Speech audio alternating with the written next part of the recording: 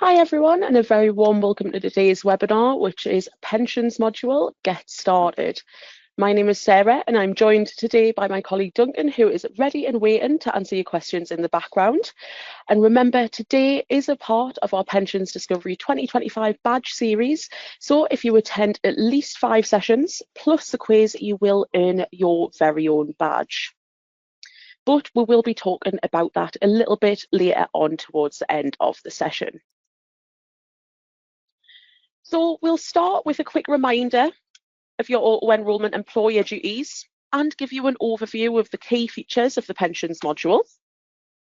Next, we'll walk you through the setup process. So I'll show you how to get up and running, whether you're a brand new payroll taking on your first employees or an existing payroll that hasn't previously used the pensions module.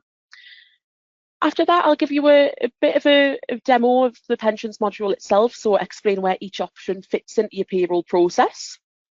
And then finally, we'll finish things up by looking at additional support. So our upcoming webinars, or the rest of our badge series, and the help centre and a bit more as well. So that's what we've got in store today.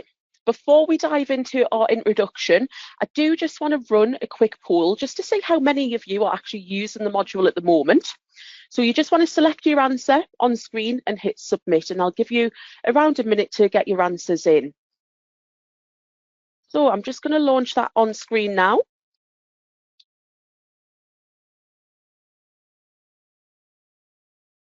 So do you currently use the pensions module? So you might have it and already be using it. You might have it but don't actually utilise it. Might not have it, or you might not be too sure if you use it. So just get those submitted and we'll see where everyone's at.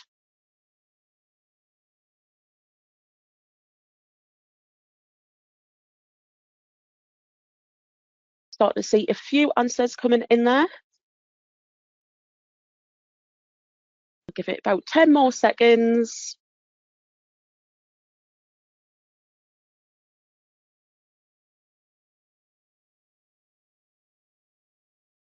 Fab, it looks like most of you got your answers in there, so I'm just going to close that down. And let's have a little look at the results. So it looks like most of you have it and are actually using it, which is great. We do have a few people that might have it on the subscription, but maybe don't really know how to use it, or that don't have it at all. So yeah, this is just going to be really handy as a bit of a reminder of how to complete that setup. So with that said, let's get started. So the first thing I want to cover is your automatic enrolment duties as an employer. So this is just a bit of a reminder. So under UK pensions law, all employers must provide a qualifying pension scheme and automatically enrol certain employees into that scheme. Now, these duties do kick in as soon as you take on your very first employee. And if you're an employer before 2017, you'll probably remember your stage and date set by the pensions regulator. But today, auto-enrolment applies to everyone. So if you're starting a brand new payroll, your duties will begin on the first day that you hire your first employee. And here's what those initial duties include. So we're choosing a qualifying pension scheme that meets the minimum criteria that the pension regulator has set. You want to work out who to put in the scheme or assess your employees. And so that's based on age and earnings, just to see who actually is eligible to be automatically enrolled. You want to communicate with your staff, so explain exactly how auto-enrolment is going to affect them. And then finally, you want to declare your compliance with the pensions regulator, and all that means is you're just confirming to them that you've completed those steps. Now, most of you running existing payrolls will have already done this, but it doesn't stop quite there. So you do also have ongoing duties every time you process a payroll. And here's a little bit of what that looks like. So you do want to continuously assess your employees. So each pay run, you'll check your employees' age and earnings in case someone's criteria have changed. And that's what your pension assessment is going to be doing. You would be enrolling those employees when required. So anyone who is eligible would need to be automatically enrolled into the scheme, and that's either manually or using the pension assessment feature that's part of the module.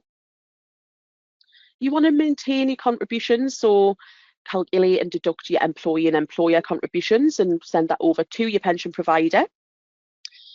You do want to manage any requests to join or leave the scheme, so opt-ins and opt-outs, and you want to keep a record of those as well. And just on the topic of opting out, every 3 years, you will need to re-enroll any employees who have previously opted out. And that's known as your cyclical re-enrolment. But we do cover that in a separate webinar as part of this pension series. So if you do need to know a bit more about cyclical re-enrolment, then definitely get signed up for that. Now, next thing I want to talk about is the pensions module and what it is actually designed to do. So the goal behind the module is just to make all of these duties really simple. So just to take away the admin burden that's going to come with the duties that you have as an employer. So the module is made up of 3 main areas. And we'll touch on a few of these today. So if you'd like more detail, especially on the pension assessment and send pension data, we do have another couple of webinars in the series that will focus on those in a bit more detail as well. So definitely a couple of bits that you can get a lot more detail on there. So your 3 main areas of your module, that's going to include your pension assessment. So that's the process that you run after entering your employees' payments.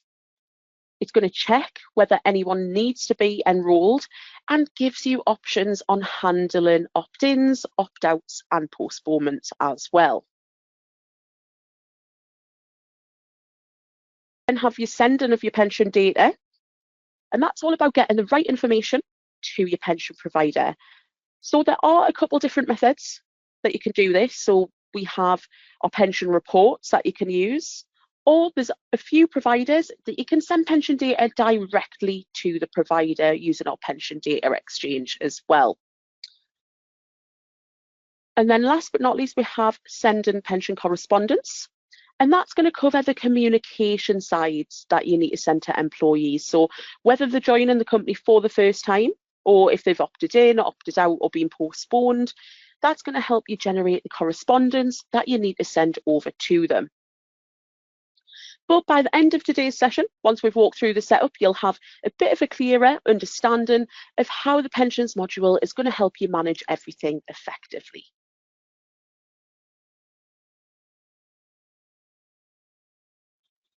So let's talk about something that came up in the poll earlier. There wasn't many of you that answered this, but we had 6% that wasn't too sure if they were actually using the pensions module or not. So here is a really quick and easy way to check. So from your payroll tasks, you can try opening the pension assessment option. So it will just be below your enter payments. And to do that, all you want to do is set your next pay date, select an employee just as a bit of a test, and then click on pension assessment. What will happen next? So there's two things that might happen. If you see a prompt asking you to take a backup, that's going to mean that you do have a subscription to the pensions module. And once you take that backup, you'll either go straight into the pension assessment as usual, or if you haven't set it up, you'll be taken into the startup wizard, which we'll see a little bit more of in the demo. Now, the other thing that you might see, if you look at the screenshot on the right, if you see a message asking you to subscribe, that means that the current license that you've got on the program doesn't include the pensions module on there.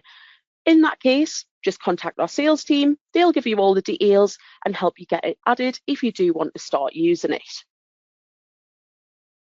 You can also double check your license using the link on the slide as well. So if you haven't downloaded the handouts, make sure to get those downloaded.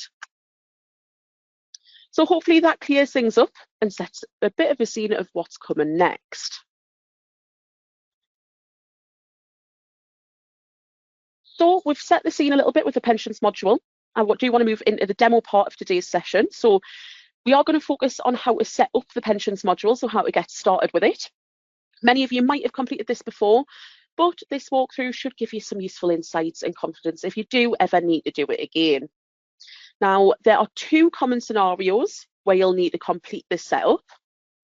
So the first one is going to be for a brand new company taking on its first employees. So it could be a newly established business, or it could even be a company that's closing their existing pay-as-you-earn scheme and transferring to another. Then the second scenario we'll be looking at is for an existing company that maybe hasn't been using the pensions module before. They've been processing pensions manually, but they want to start using it now. So we'll look at two separate scenarios today. So the first scenario I'm going to begin with is a brand new company with 5 employees who've transferred from another employer. So their official start date and the duty start date for this one is just going to be the 1st of November 2025. So this is just a brand new setup. So what I'm going to do, I'm just going to bring those slides down and let's get jumped into a demo.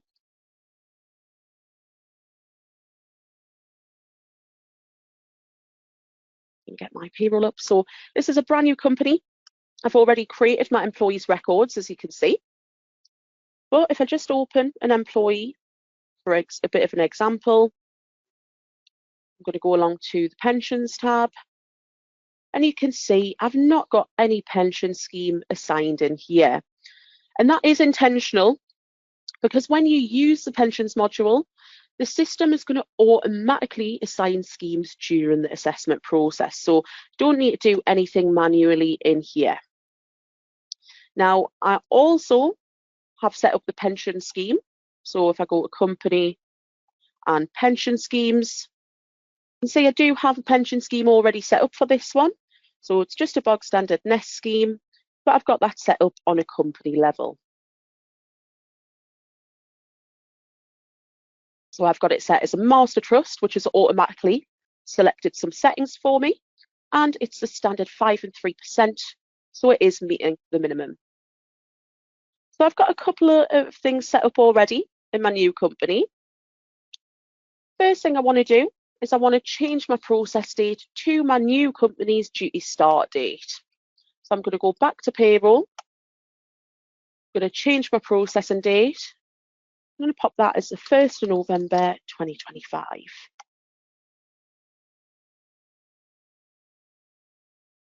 Next thing I'm going to do, I am going to begin the setup. And I want to go to my company tasks and then into my pension module settings.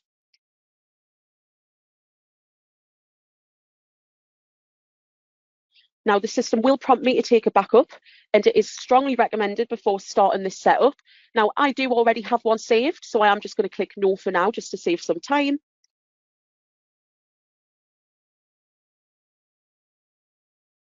And you'll come to a screen like this. So you can see here, the first screen that we come to is just entering the duty start date. And that's just the date that the company took on its first employee. For us, that is the 1st of November 2025.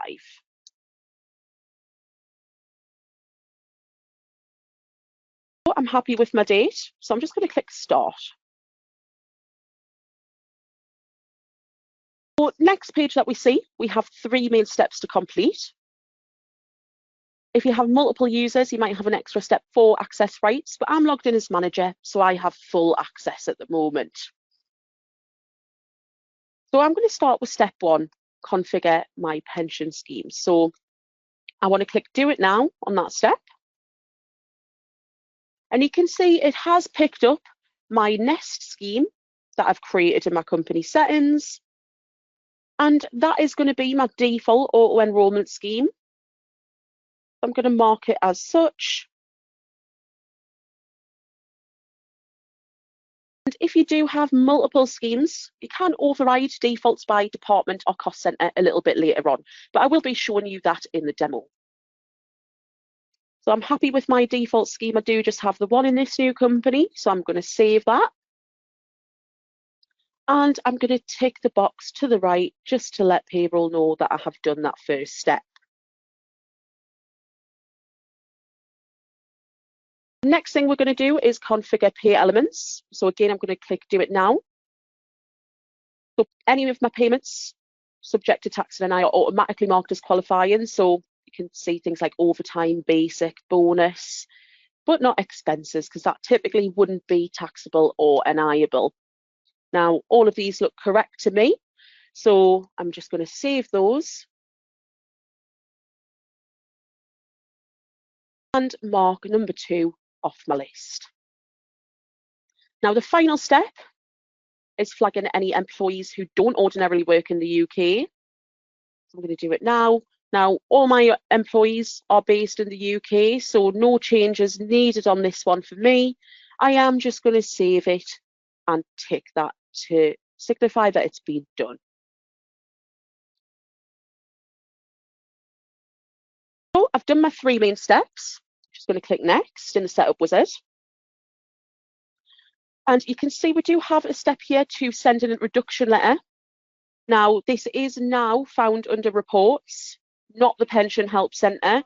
So with this particular step, you do just want to tick the box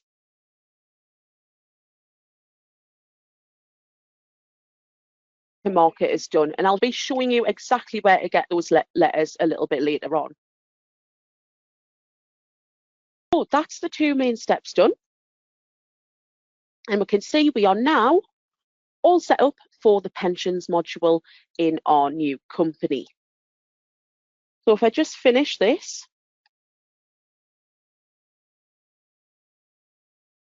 it will return me to payroll. But I do just want to go back into pension module settings just to review what I've entered.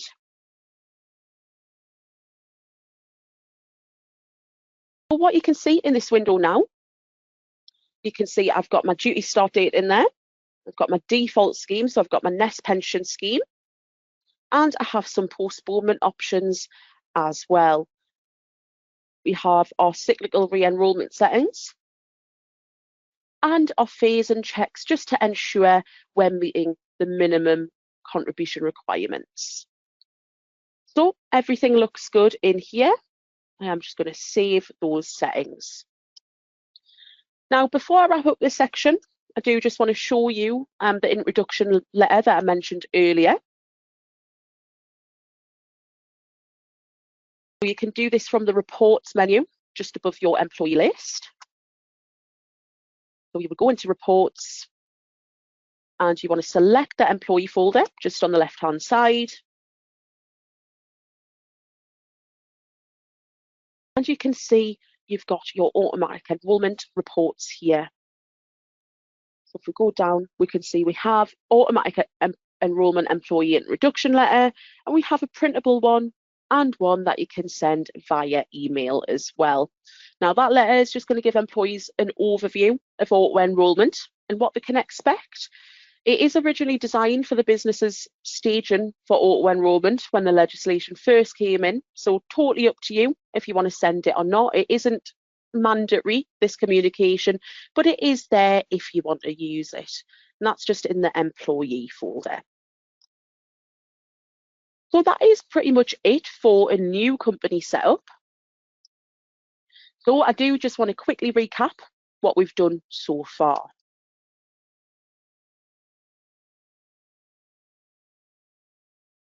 So for our new company setup, first thing we did was confirm our duty start date, which was the 1st of November.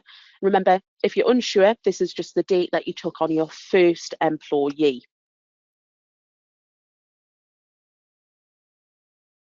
We then set up the payroll software. So we went through the 3 steps of choosing our default auto enrolment scheme. We configured our pay elements, so we chosen which pay elements were going to be subject to qualifying earnings. And we've checked any non-UK workers on the payroll. In our case, there was none, but we did go into it and take the step off anyway. So you do still want to go in, even if you know that doesn't apply to you. We then went through informing our employees. So remember, this step is optional. So the introduction letter is available from reports and your employee folder. It's there if you do want to send it out, let people know what to expect. But again, it isn't mandatory. Don't have to send it out as part of legislation, this one. So that is our setup for a brand new company all done. The next scenario that I want to look at is setting up the pensions module for an existing company. So we're just going to jump back to payroll.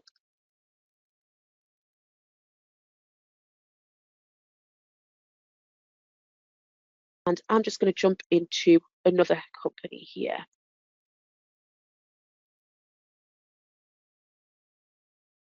So this second scenario is for an existing company. So this might be a payroll where you've maybe been handling your auto enrollment duties manually up until now, or perhaps you've switched from another payroll provider over to Sage, and you want to start using the pensions module for your staff that's already on there. So there's a few different scenarios that might apply to you if you are setting it up for an existing company. I'm in my existing company now. So first thing I want to do is set my next pay date. So the period I'm going to start using the pensions module from. That's going to be the end of this month. So I'm going to do the same thing. I'm going to go into my company option and into my pension module settings. Now I am going to take a backup, and it is an important step because if anything does go wrong during the setup, I can just restore and start again. So I'm just going to pop that onto my desktop, and I would name it something easily identifiable. So I'm going to call this pension module setup.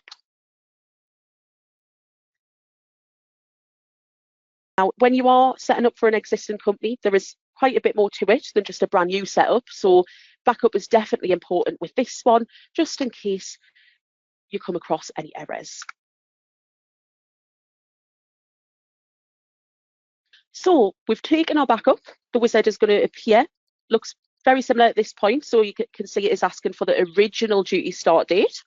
And again, this is the date you first became subject to auto enrolment duties. So for older employers, this might be your staging date up to 2017. Or for newer employers, it's just the date you hired your first employee. So in my example today, that's going to be the 1st of April, 2023.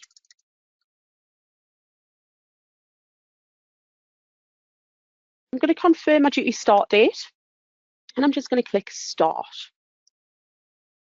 So because I've entered a date that's in the past, the system needs to know what has happened since then. So in our case, we've been assessing employees manually using another system. So I'm going to select that option and click Continue.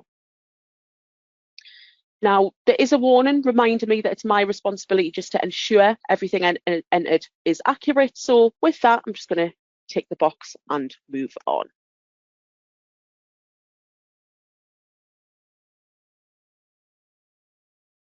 Next thing that comes up, we do complete the same initial steps as before. So this page you are going to recognise. We want to choose our default auto enrolment scheme, which is going to be our nest. Now we do have a director's pension in here as well, but is what it says on the tin, that is just for directors, so that isn't going to be our default scheme. So I'm going to save that. We're then going to tick that off and check our pay elements. So basic, overtime and bonus we have in here, and they are all subject to qualifying earnings. So just going to save that. I'm happy with how those are looking. And again, we're going to check non-UK workers. Now, all employees work in the UK. So again, nothing we need to change. We just need to save and tick that we've done this that step. So all very similar so far. Next thing I'm going to do is we need to tell the software more about our employees. So we just really are filling in the gaps about what has happened in the past.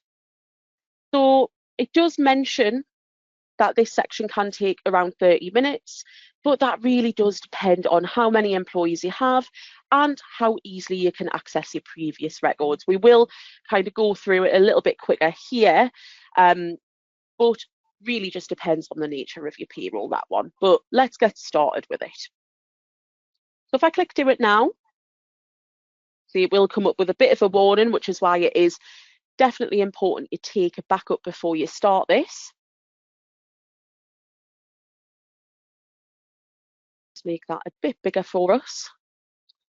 So the first thing it's going to do is it's going to list employees who don't currently have an active qualifying pension scheme in the record.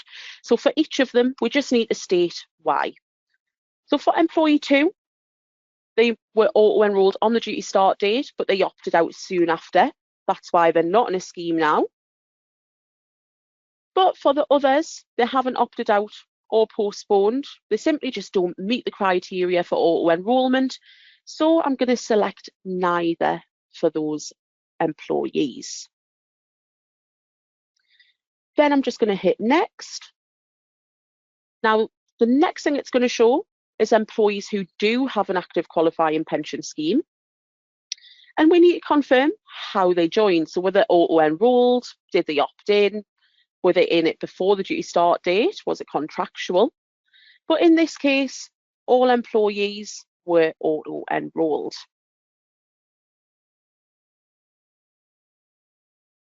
So I'll tick that, select auto-enrolled, and the system has actually copied the join date as their active membership achieved date. So it's going to copy the join date from within the employee's record. So that's my employees that are in an active scheme, all sorted.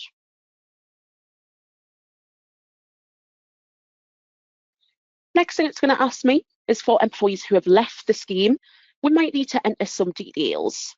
So we want to say which scheme they were previously in. So for employee 2, that was just the Nest scheme. We want to say when they joined, so they were actually enrolled on the duty start date.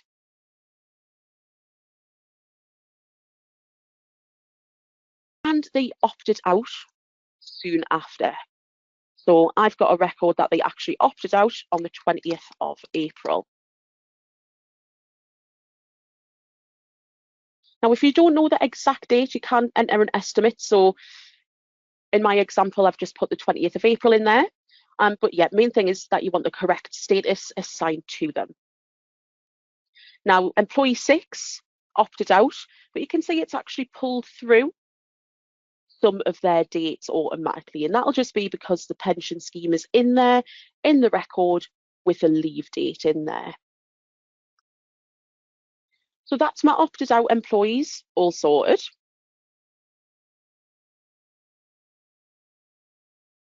And then finally, if anyone was postponed, you would confirm why in this section here. Now, I don't have any employees that were postponed. It would usually be because they were an eligible job holder due to pay spike or something like that. But we don't have any postponed employees. So I'm just going to click next.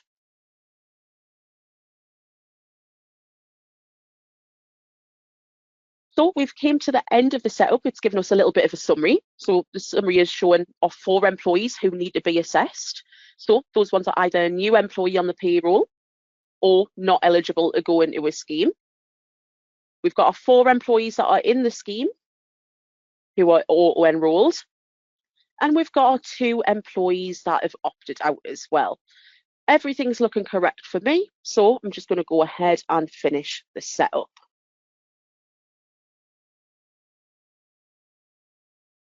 I can tick that off. Now, the last thing it's going to get me to do is to send pension correspondence.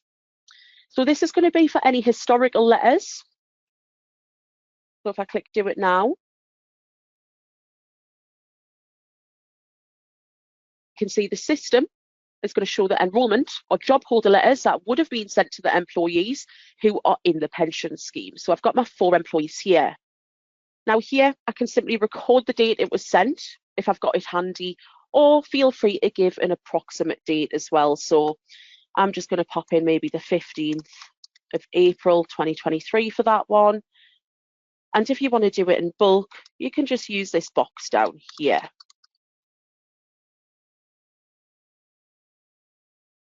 And you can see that'll change them in bulk.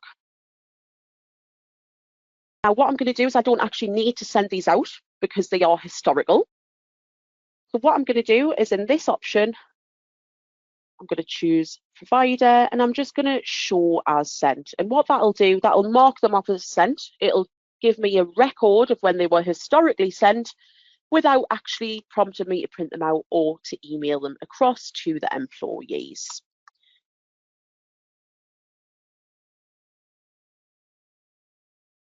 I can confirm that now. So once that's marked off, we'll then have historical information stored within Payroll about when those letters went out, grouped by the dates that we've entered as well. So we've done our send pension correspondence. We can now tick that off the setup.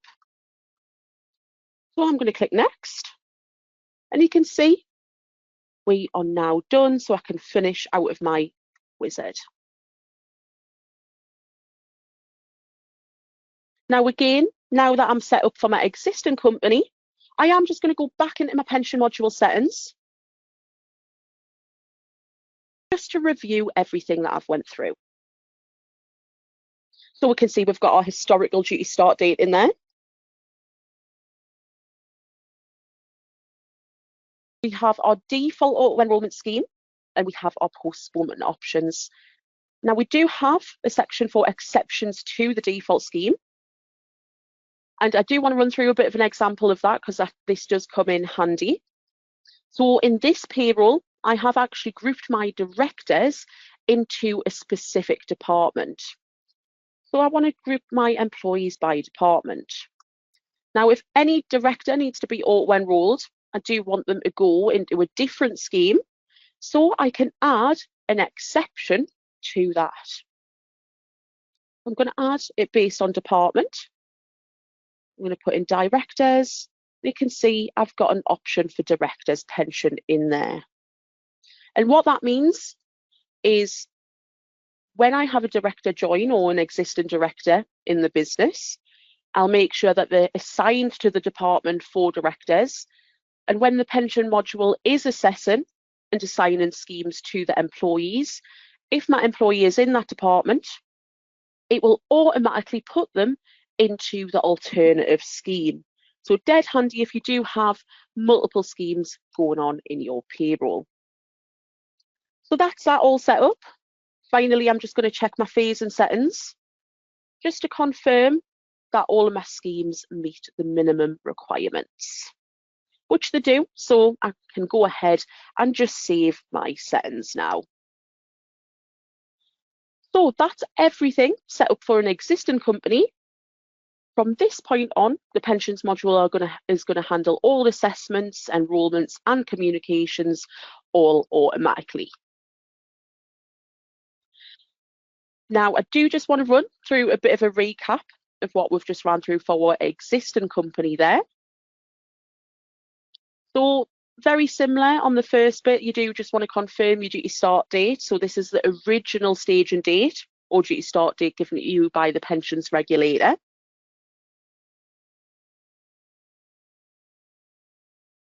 We then just want to tell payroll what we've done so far. So we have assessed my employees manually using another system. So that might be that you've done it manually in Sage, but you've just not used the pensions module. Or you might have done it with another provider and you're changing software mid-year. So a couple of scenarios that might apply to.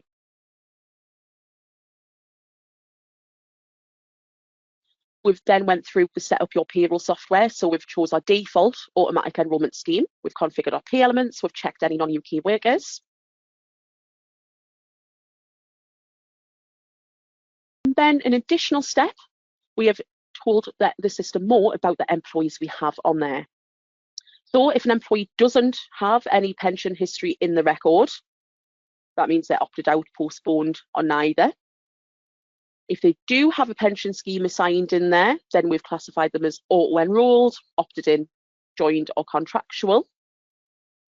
And then if an employee does have a scheme in there, but it has an end date, so they've left the pension scheme, then those will go into opted out or left. So this is a bit that could take a little bit longer depending on the nature of your business.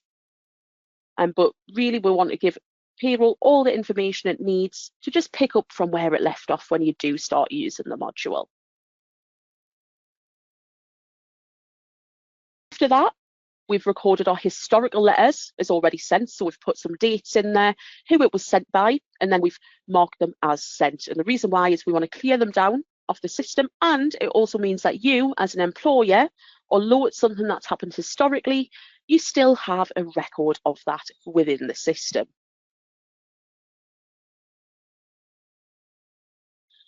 So we then finished off by taking a look at our pension module settings. So we looked at the duty start date, so the date your automatic enrolment duties began.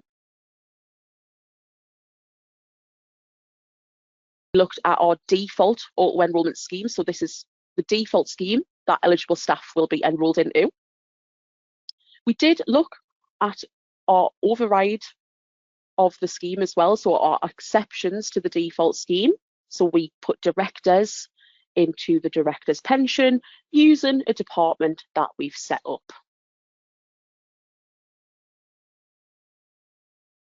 We've also took a brief look at the postponement options. Now I do want to talk a little bit more briefly about these ones. So if it's required, you can choose which pay period to align new starters to, and your pay spikes and your postponements for your 22nd birthday.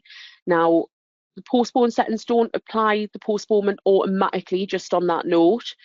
It will just suggest a date of when to align it to. So you do have a few options there in terms of dates.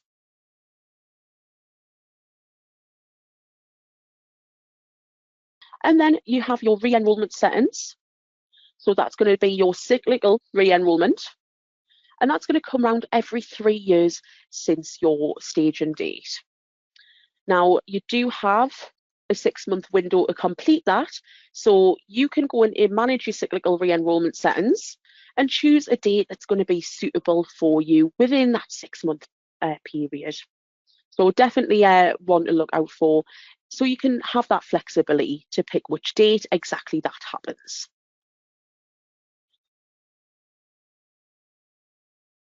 So that was a bit about the pension module settings itself. Now, I do want to finish off with where the pensions module, now it's set up, would work into your payroll process.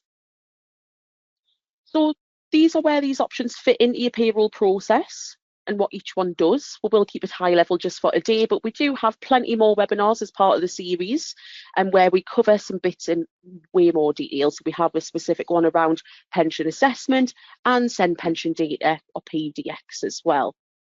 So all of your pension module options are available from your payroll tasks menu or the process map, and they're grouped into pre-update and post-update tasks. So before you update your records, there are 2 key steps. You've got import pension update. So this is used if you've set up your pension data exchange, and that's one of the ways you can send your info directly to your provider. And then, of course, your pension assessment, which is the main step. So you run that immediately after entering your payments, and that's what's going to check your employee status, so their age, the wage, and applies the auto-enrollment rules automatically. Then got your post-update tasks. So after you've produced your reports, updated your records, you'll then move on to send pension data to your provider. So that'll either create the file that you need to upload or send it directly to the provider using the pension data exchange. You can review pension payments, so run a report to see what your pension contributions are going to be. That one's especially handy if you do run multiple schemes. And then finally, you would deal with any pension correspondence. So you'd be generating and sending any new letters required by legislation. Now, I do want to jump in one last demo just to run through the pension assessment option, probably the most common one, just to so you can see them in action.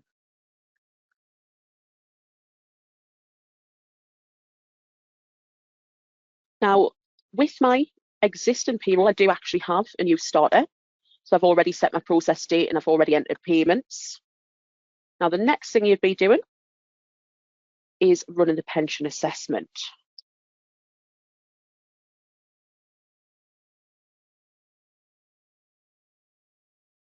Now, I would expect the new starter being auto-enrolled at this point. You can see the assessment in action here. And as expected, we do have a flag letting us know there's a change this period and my new employee has been auto-enrolled into the pension. So we can see that is active there. So we've got some people that are now over the threshold, but you can see it's picked up our opt-outs as well, and we've still got a couple of non-eligible employees. That's going to be the main step because you want to be doing this every pay period. But again, we are doing a more focused webinar on the assessment specifically, so make sure to get signed up for that if you haven't already.